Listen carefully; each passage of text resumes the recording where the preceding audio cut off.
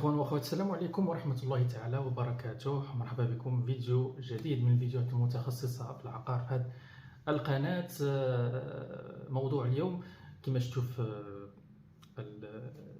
العنوان ديال الفيديو، العقار باسم الزوجه. العقار باسم الزوجه هو فقط عنوان، ولكن كاين واحد النوع من الحقيقه.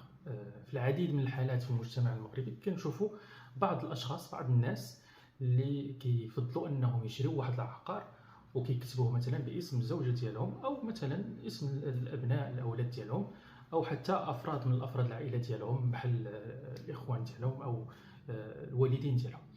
كيكونوا عده اسباب الحقيقه.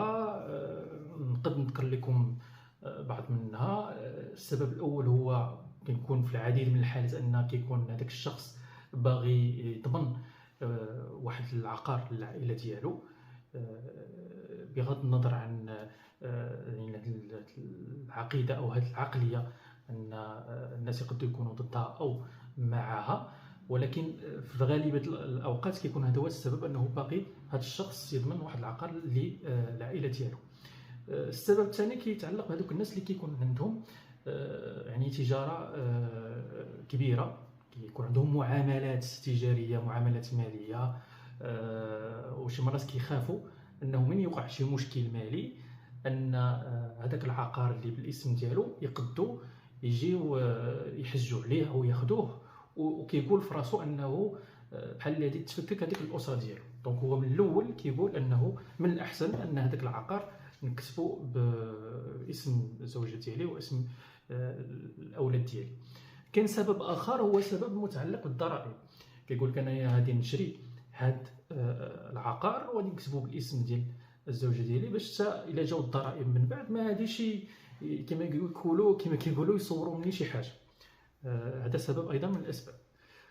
غير هو خصنا نعرفوا بغض النظر على هذه الاسباب ان هذاك العقار ملي كيتسجل باسم شخص، فقانونيا هذاك العقار كيبقى تابع هذاك الشخص. يعني يقدروا يوقعوا مشاكل عائليه من بعد، يقدروا يوقعوا بزاف ديال الحوايج من بعد، ولكن في الاخير يعني القانون في العقار كيعترف بالاسم ديال هذاك الشخص اللي في الاوراق واللي في الرسم العقاري.